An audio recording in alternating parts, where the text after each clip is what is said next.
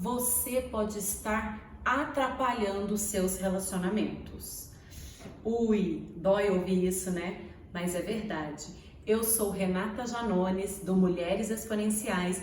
Esse é o programa Autorresponsabilidade para Ser Feliz, que trata diversos assuntos para a gente entender que nós somos responsáveis pela nossa felicidade e também pela nossa infelicidade. E nesse episódio eu vou falar sobre 5 coisas que nós utilizamos na nossa linguagem e que podem atrapalhar a nossa conexão ou a nossa aproximação nos nossos relacionamentos. Fique comigo!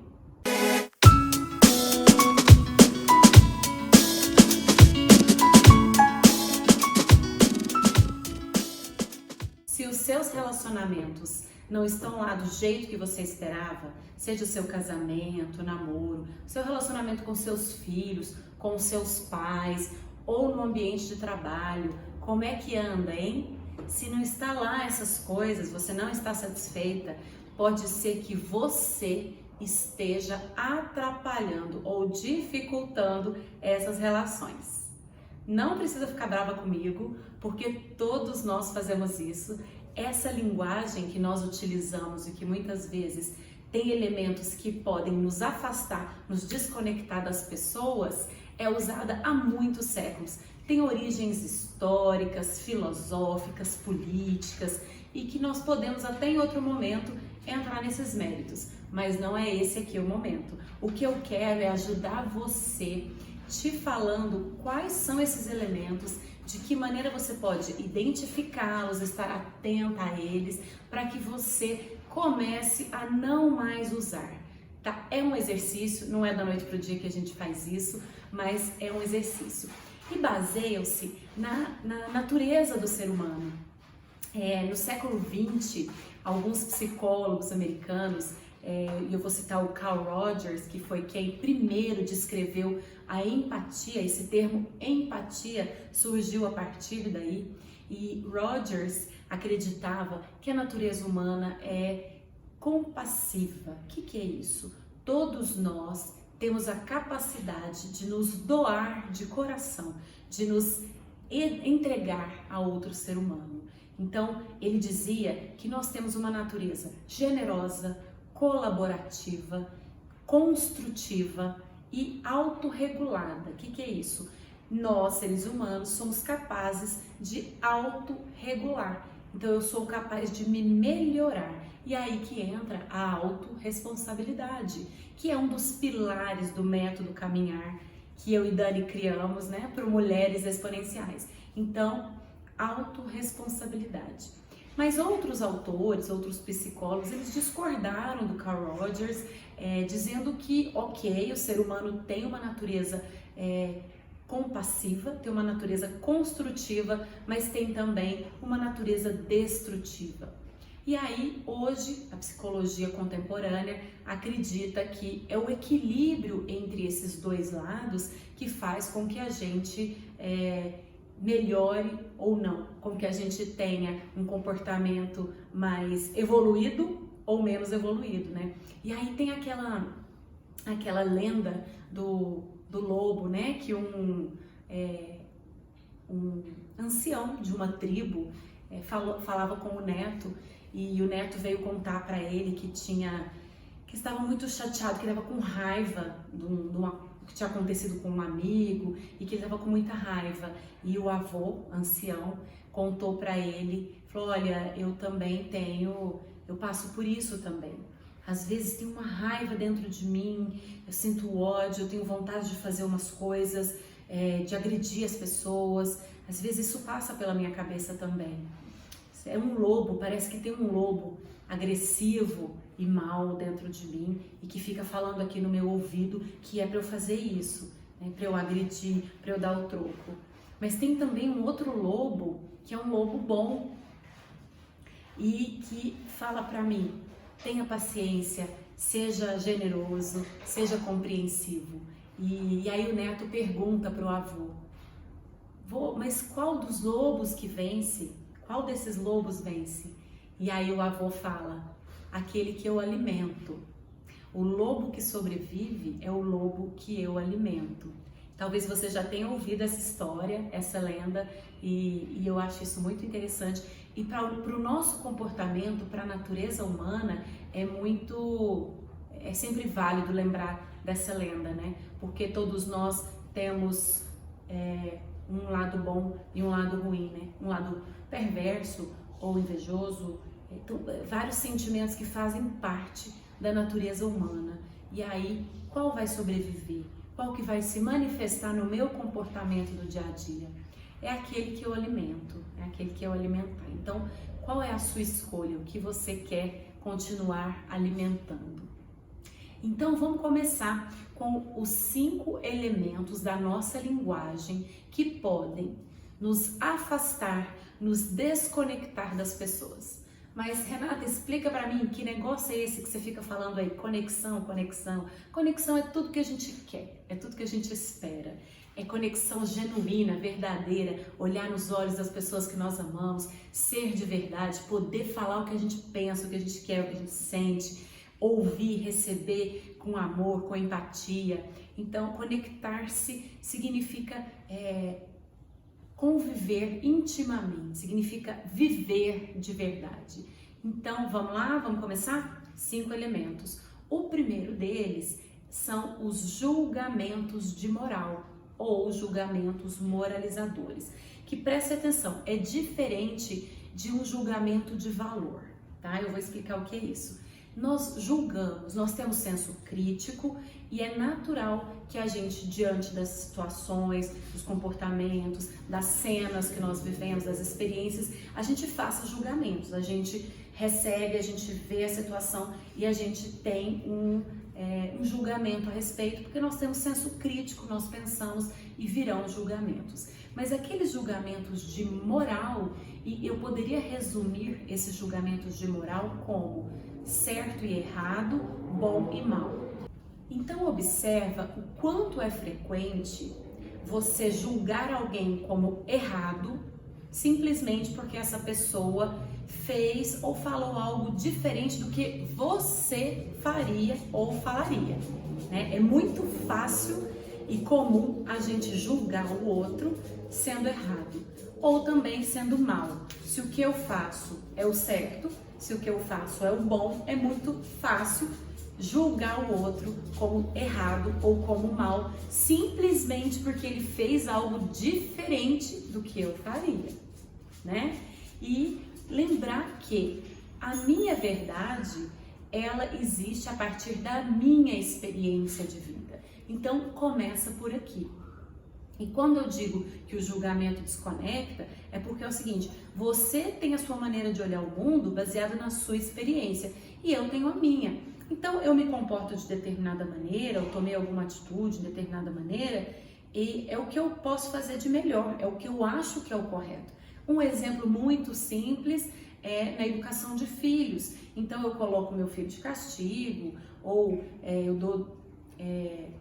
a maneira como eu lido com o meu filho é o jeito que eu acho que é o certo, que eu acho que é o melhor para o meu filho. E você pode pensar diferente e fazer diferente. E aí você olha e diz, não, o seu jeito é errado, eu que estou certa, né? Ou você não é boa mãe, eu que sou. E eu posso te olhar e achar do mesmo jeito. Então percebe que essa questão de certo e errado depende, na grande maioria das situações, apenas de ponto de vista.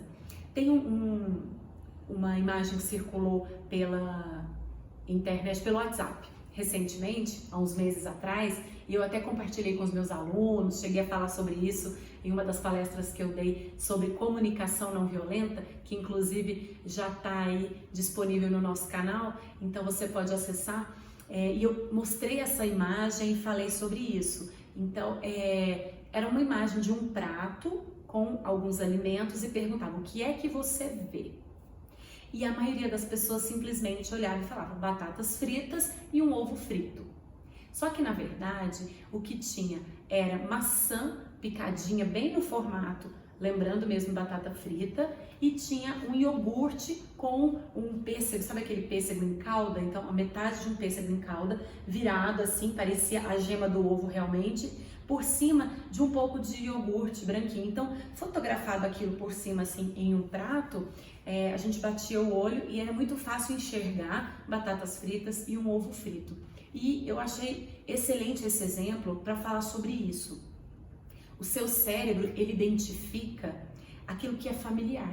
Ele interpreta o mundo do jeito que ele experienciou. Então, tem aquela frase que eu adoro também, não sei a autoria, mas que é o seguinte: nós não vemos as coisas como são, nós vemos as coisas como somos. E é exatamente isso com relação aos julgamentos. Eu enxergo o mundo a partir da minha experiência de vida. Se eu, desde criança, minha mãe tivesse feito para mim, no meu café da manhã, maçã picadinha daquele jeito, um iogurte com pêssego daquele jeito, se esse fosse um café da manhã corriqueiro na minha casa, seria muito mais fácil eu bater o olho naquele prato e enxergar maçã, iogurte e pêssego. Mas como isso não é o natural para a nossa cultura, para a nossa sociedade, e o ovo frito e a batata frita faz parte da nossa dieta, da nossa alimentação, é mais fácil eu enxergar. Percebe como o meu cérebro interpreta o que eu vejo e o que eu percebo a partir da minha experiência de vida? É por isso que julgar os outros não conecta, não aproxima. Porque se eu acho que alguém é egoísta, se eu falo pro meu marido, você tá sendo egoísta. Se eu falo pro meu filho, você é desleixado, tá deixando sua cama toda desarrumada, você é preguiçoso. Então, se eu utilizo esses rótulos, esse tipo de julgamento, o outro do lado de lá não acha que ele é preguiçoso, não acha que ele é desleixado e não acha que ele é egoísta. Ele tá fazendo o melhor que ele consegue fazer dentro das possibilidades, da evolução, enfim, ele faz o melhor que ele consegue fazer. Sob o seu ponto de vista, ele é egoísta. Sob o ponto de vista dele, ele tá, de repente, descansando, e porque ele tem essa necessidade de descanso, porque ele trabalhou o dia todo, e aí você quer um pouco de atenção e o julga como egoísta, porque ele não deu a atenção que você precisava. Percebe, então, que esses julgamentos, eles dependem muito do ponto de vista, eles dependem muito de qual a sua perspectiva para olhar para aquela situação. Um outro exemplo que eu dou é o seguinte: quando, para mim, ter as coisas muito organizadas é um valor muito importante, é fácil eu julgar o outro como preguiçoso, desleixado ou bagunceiro, se a minha necessidade de ordem for maior que essa outra pessoa. Se a minha necessidade de ordem for menor do que a dessa pessoa, eu vou julgá-la como sistemática, cri-cri, chata, porque ela gosta das coisas muito arrumadinhas, eu sou um pouco mais tranquila com relação a isso. Percebe, então, que tá tudo aqui, ó. É a minha necessidade e a minha expectativa que faz com que eu julgue o outro. Então, o primeiro elemento que afasta as pessoas e pode arruinar um relacionamento são os julgamentos. Então, se no momento de uma discussão, de uma conversa, de um diálogo, você carrega de julgamentos, e às vezes você fala com o maior carinho: olha, meu amor, eu achei que você foi muito egoísta. Pronto, acabou. Acabou, a pessoa simplesmente não quer mais te escutar, porque na opinião dela, ela não é egoísta, só isso. O ponto de vista dela é diferente e isso é o suficiente para que esse diálogo não flua, não evolua e que para vocês se desconectem. Certo? O outro elemento que nós utilizamos na linguagem e podem nos afastar das pessoas são as comparações. Comparação faz parte do ser humano, porque nós somos seres que vivemos em sociedade. Nós somos, dos animais, os mais sociáveis. E é muito importante que a gente esteja em grupos, a gente se agrupe. E então a gente estar com as pessoas, falar com as pessoas, pensar nas pessoas, faz parte do nosso dia a dia. E naturalmente, com essa convivência, com esse pensar nas pessoas, vêm as comparações. Só que as comparações, elas também nos deixam infelizes. Tem um livro cujo autor é Dan Greenberg, que ele fala: Como enlouquecer você mesmo. O poder do pensamento negativo. E nesse livro ele fala que a maneira mais fácil de você ser infeliz é se comparar aos outros. Sabe por quê? Porque sempre você vai encontrar alguém que tem mais facilidade do que você para fazer qualquer coisa que você queira fazer. Então, sempre vai ter um que tem mais facilidade com matemática, que tem mais facilidade para aprender línguas, que tem mais facilidade para se comunicar, tem mais facilidade para ter disciplina e atividade física. Sempre vai ter uma pessoa que tem um cabelo mais bonito que o seu, um corpo mais bonito que o seu, tem mais dinheiro no banco, que tem uma casa melhor que a sua, concorda? Então, quando você se compara às pessoas, isso não te faz se sentir bem. E hoje, com as redes sociais, a gente fica fácil a gente se comparar porque tá tudo ali exposto, né? Você pega o seu celular e assim você fica sabendo da vida de todo mundo. Eu vou te dar um exercício que eu quero que você faça agora. Imagine uma mulher linda, pode ser uma mulher do seu convívio, alguma amiga, irmã, alguém do seu convívio, pode ser uma celebridade, uma pessoa que você admira. Imagine uma mulher linda, fisicamente linda, eu quero dizer, né? Que foi abençoada aí pela beleza física. Imagine essa mulher, se você puder, inclusive dá uma pausinha, vai na rede social dessa pessoa, olha as fotos, olha o corpo, o sorriso. Pensou? Imaginou? Agora o exercício continua. Imagine uma pessoa que você considera bem-sucedida profissionalmente, uma pessoa que já recebeu prêmios ou que ela tem uma posição de destaque na profissão que ela escolheu, no trabalho dela. Imagine essa pessoa e se tiver também acesso à rede social dela, dá uma olhada, tá? Nas imagens, nas fotos, nas experiências que essa pessoa vive. Já fez? Por último, o exercício é você lembrar de uma pessoa que economicamente, financeiramente é próspera e que tem condição para fazer viagens maravilhosas e emocionantes, para comprar um carro luxuoso ou ter uma casa luxuosa, né, num lugar lindo. E encontrou essa pessoa aí? Então, dê uma olhada também nas redes sociais, se você tiver acesso, ou imagine o carro, imagine a casa, imagine essa pessoa. Agora, para a gente terminar o exercício, é assim: entre em contato com o que você está sentindo nesse momento e responda para mim. Você está mais feliz e satisfeita do que antes do exercício ou menos?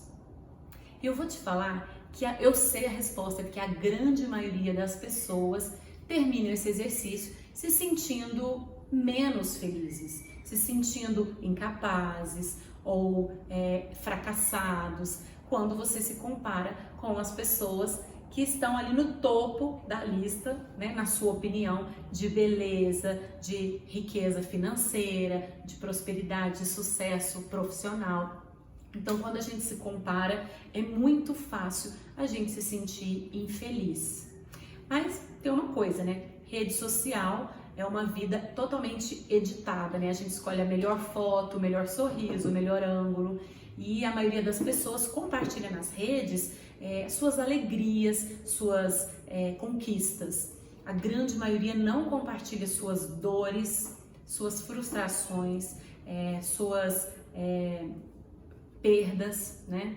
E todos nós temos dores, passamos por perdas e por situações de conflito. Todos nós, todas as pessoas mais ricas, prósperas, bem-sucedidas e belas do mundo passam por altos e baixos. E então, quando a gente começa a olhar para aquilo que nos assemelha, aquilo que nos aproxima, fica mais fácil lidar com as nossas próprias mazelas, com as nossas próprias limitações, com as nossas dores. Então, comparações não nos ajudam. E quando a gente está falando aqui de relacionamento, de diálogo, de relacionamentos afetivos, ou profissionais, ou pessoais, fazer comparações, então, da mesma forma que eu dei aqui vários exemplos, quando a gente se compara com os outros, a gente não se sente melhor por isso. Se eu utilizo na minha linguagem essas comparações, eu também não ajudo esse relacionamento a prosperar ou a melhorar. Com os filhos, por exemplo, nossa, filho, a filha da vizinha tira notas ótimas, já passou de ano, na metade do ano. Por que você não conversa com ela ou vai estudar junto, ela te dá umas dicas de como é que ela faz isso? Isso não vai fazer seu filho mais feliz e nem vai ter vontade de estudar com a filha da vizinha porque ela tira notas altas, tá? Porque essa comparação que você faz, né, de um filho com qualquer outra pessoa e aí mostrando para ele, olha, fulano é melhor que você, em qualquer coisa que seja, isso não vai fazer com que ele queira interagir, vamos falar assim, com essas pessoas, não vai fazer ele se sentir valorizado, não vai fazer ele se sentir melhor, não vai colaborar, de alguma forma não vai colaborar. E na relação sua com ele, isso acaba sendo também uma forma de vocês se desconectarem ou se afastarem, porque ele realmente pode se sentir, pode ter sua necessidade de valorização não atendida e fazer ele se sentir infeliz, frustrado consigo mesmo, né? Então, comparações nos diálogos, nas relações, é o segundo elemento de desconexão ou de afastamento que pode arruinar um relacionamento. O terceiro elemento é a transferência de responsabilidade.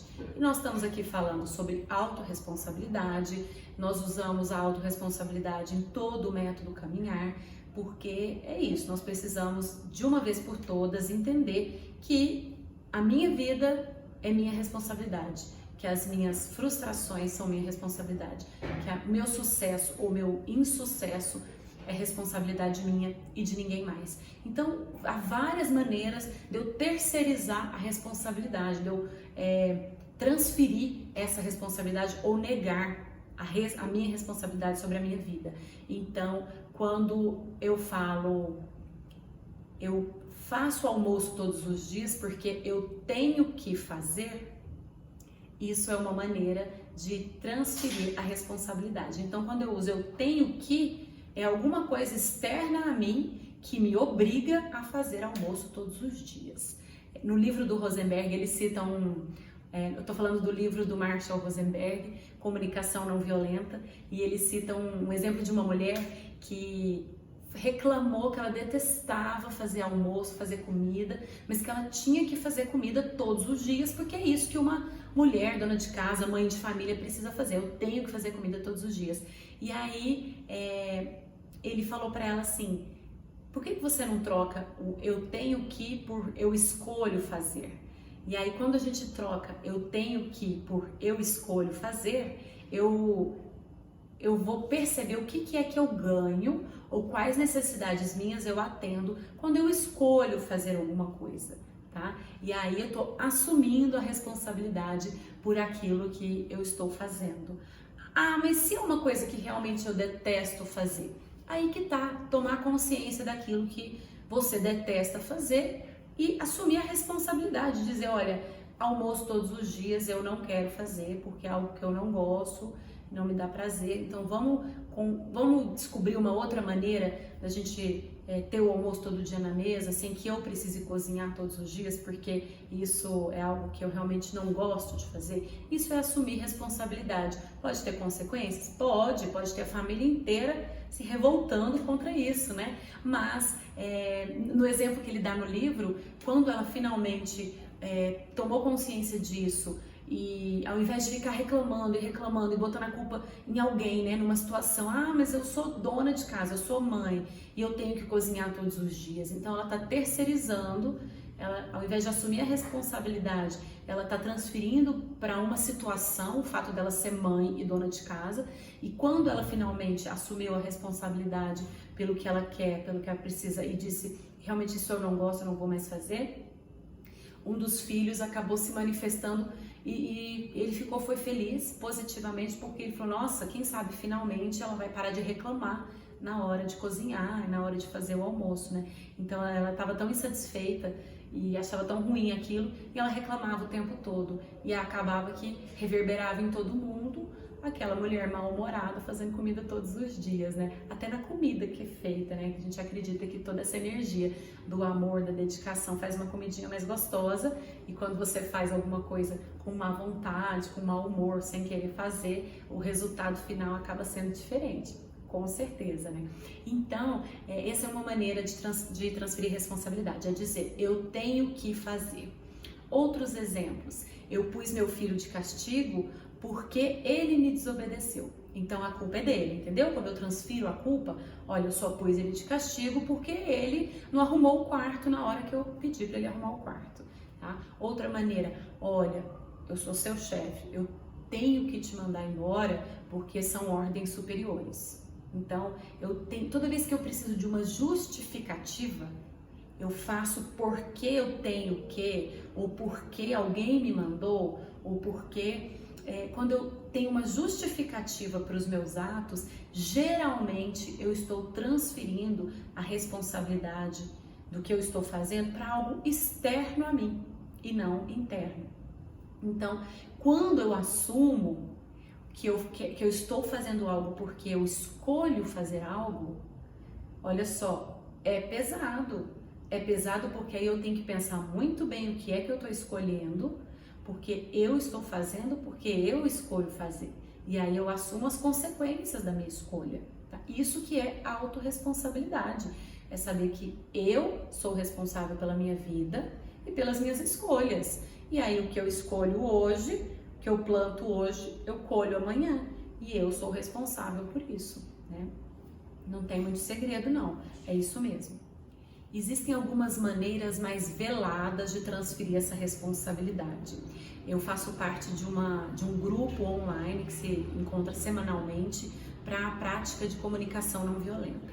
E numa dessas práticas eu levei um conflito que eu tinha tido com a minha mãe e a proposta era que eu fizesse uma simulação de um diálogo com a minha mãe, de maneira não violenta. Então a proposta era justamente que eu retirasse da minha linguagem esses elementos que eu estou falando aqui nessa aula, para que eu conseguisse me conectar mais com a minha mãe e conversar. E aí a ideia ali era que eu me vulnerabilizasse, pelo menos era essa maneira que eu quis abordar.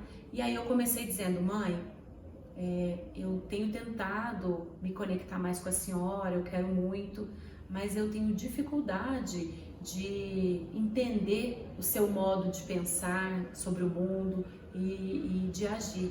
Então eu não estou conseguindo mais lidar com isso. E eu falei isso achando que estava assim, arrasando, né? Não violenta. E a facilitadora, que era a Fabi Maia, é a Fabi Maia, ela falou para mim assim, nossa, você passou um caminhão pesado em cima da sua mãe. E eu não tinha percebido. Eu realmente achei, falei, nossa, eu fui tão educada, falei de uma maneira tão tranquila, né? Mas ela me mostrou que quando eu falo, eu não consigo lidar com o seu jeito de ser, eu tô dizendo para a pessoa que ela tá errada, que ela é errada, que o que ela faz é tão errado que eu não consigo, né, lidar com isso. Então, por que eu tô dando esse exemplo também? Não é porque eu tô aqui dando essa aula que eu sou o exemplo da não violência ou da verdade, ou que todos os meus relacionamentos estão ótimos, 100%, porque eu não utilizo mais esses elementos da minha linguagem.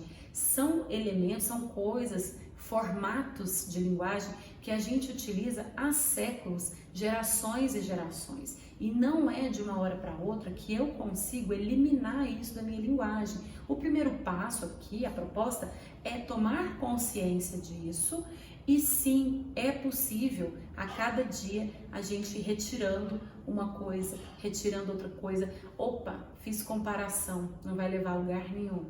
Ops, estou fazendo julgamento e depende do ponto de vista, pode ser que não seja isso, seja só a minha visão desse momento, dessa situação. Então, tomar consciência, enxergar quando a gente utiliza esses elementos já é o primeiro passo e é um grande passo, porque é a partir daí que a gente consegue ir limpando a nossa linguagem, tirando essas coisas que dificultam, que atrapalham, para que a gente consiga realmente dizer o que a gente quer, o que a gente precisa.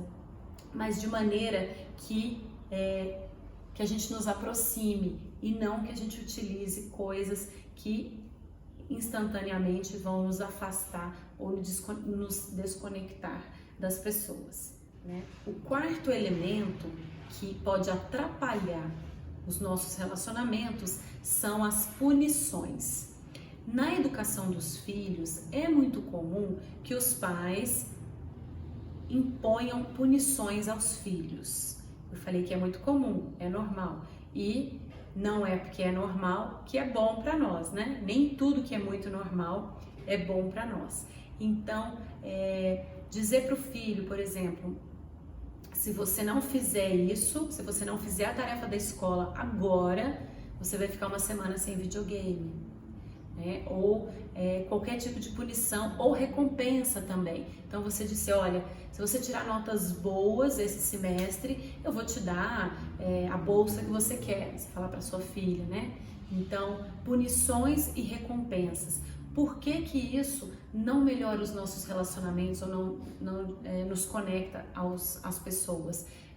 Porque quem obedece, quem faz o que eu estou dizendo para ter recompensa ou por medo da punição, vai fazer isso porque sente medo ou vai fazer isso porque tem interesse, outros interesses, para ganhar alguma coisa, né? E qual que é o risco disso?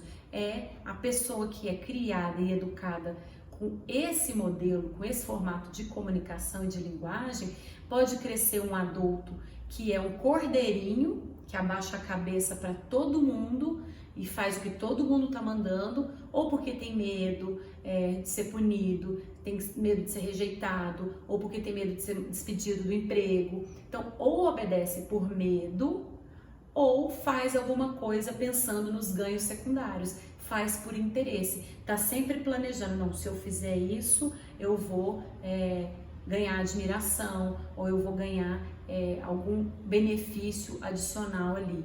Puxa-saco, por exemplo, né? É só um exemplo, mas é um exemplo bem fácil de entender, né? Então a gente pode criar filhos obedientes demais, que são capachos, que abaixam a cabeça e que não tem nem voz própria, porque tem medo das consequências, ou podemos criar filhos interesseiros, né? Então, nem a punição nem a recompensa ajuda. E nessa relação entre pais e filhos, mais comum ainda, né? Eu tô só citando aqui de pais e filhos porque no dia a dia é muito fácil de perceber isso, mas infelizmente nas empresas, nas repartições públicas, existem as punições que às vezes são veladas, né? Mas existem as punições e existem as recompensas. As recompensas não são veladas porque mais fácil a gente falar, mais uma vez, hein? Muito mais fácil a gente falar dos ganhos, das alegrias, das felicidades e compartilhar isso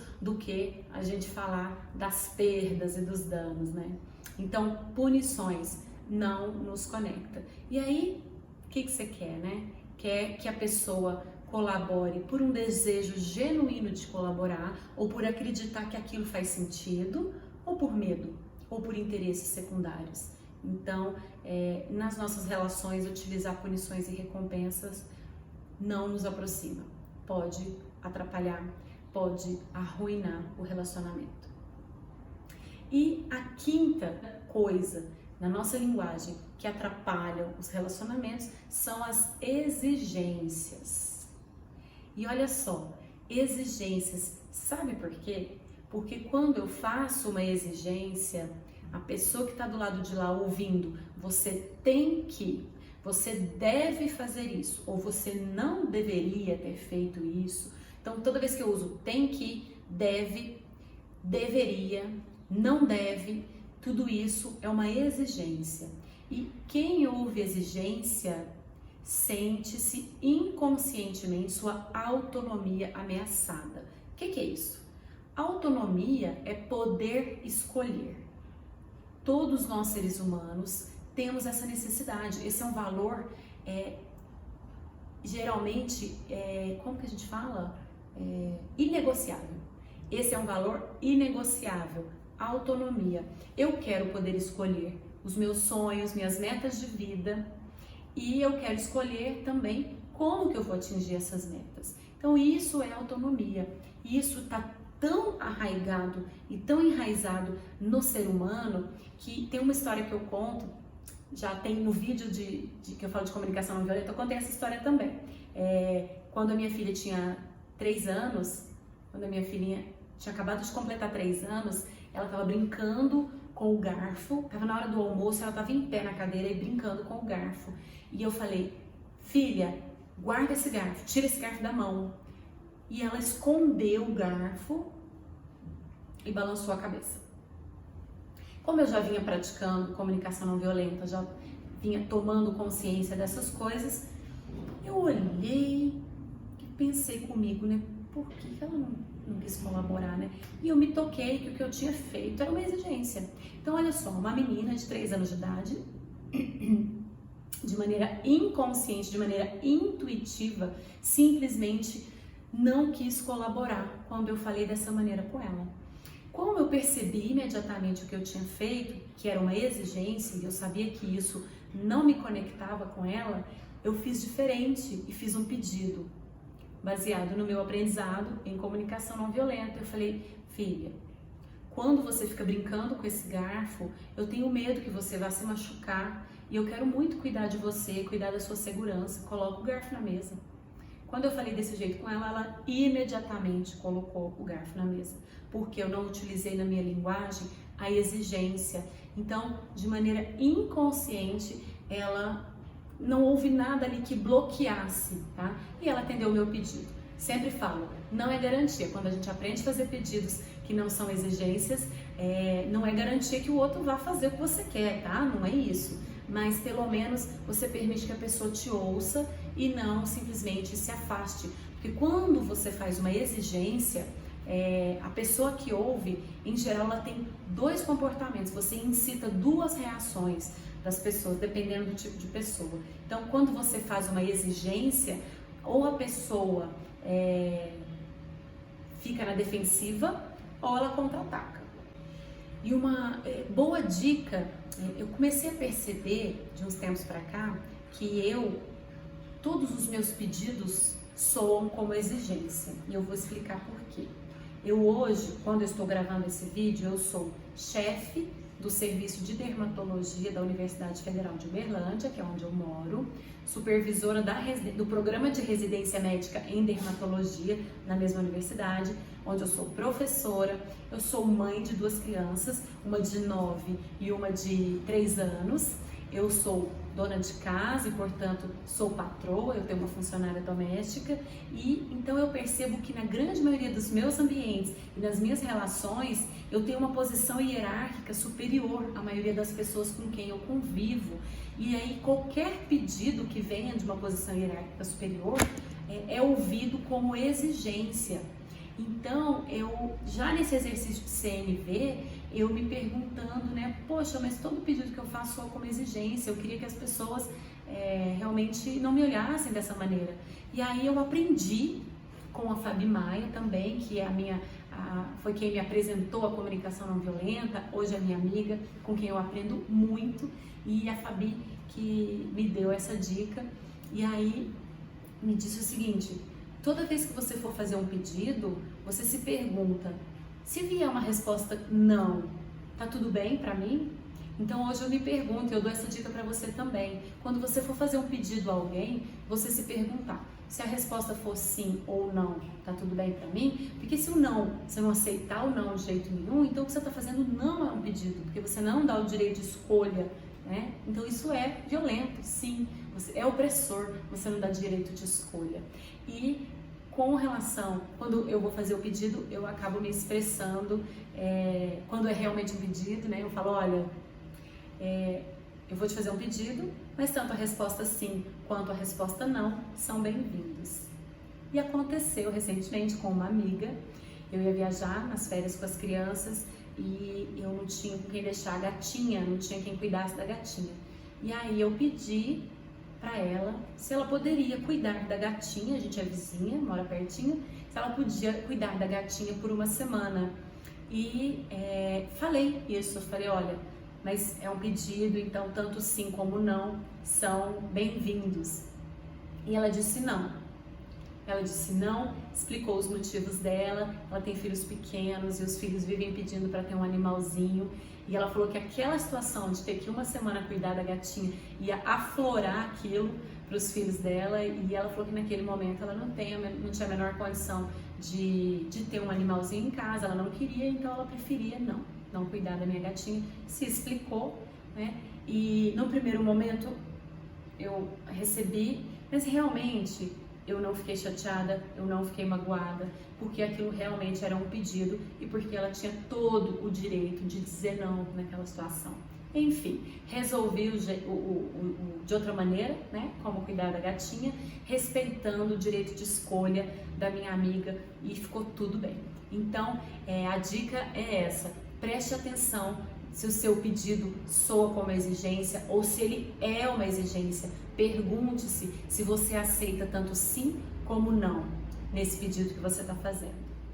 E é isso, essas são então, resumindo, as 5 coisas que nós utilizamos na nossa linguagem e que podem arruinar um relacionamento: julgamentos, as comparações, a transferência de responsabilidade, as exigências e as punições. Lembrando que, já falei sobre isso, esses modelos, esses elementos que a gente utiliza na linguagem, eles são usados há muitos séculos. E há ainda pessoas, muitas pessoas, que acreditam que ter regras rígidas é o necessário para ter uma família digna ou uma sociedade decente. Mas aí eu vou te fazer 2 perguntas para você refletir. Você quer obedecer às regras ou fazer as coisas que têm sentido para você? E a outra pergunta é: você prefere ter liberdade, fazer suas próprias escolhas e assumir responsabilidade pelos seus atos? Ou você prefere seguir a cartilha de alguém e assim ter de quem reclamar? Você que escolhe. Esse é o programa Autoresponsabilidade para Ser Feliz. E eu sou Renata Janones, do Mulheres Exponenciais. Até o próximo vídeo.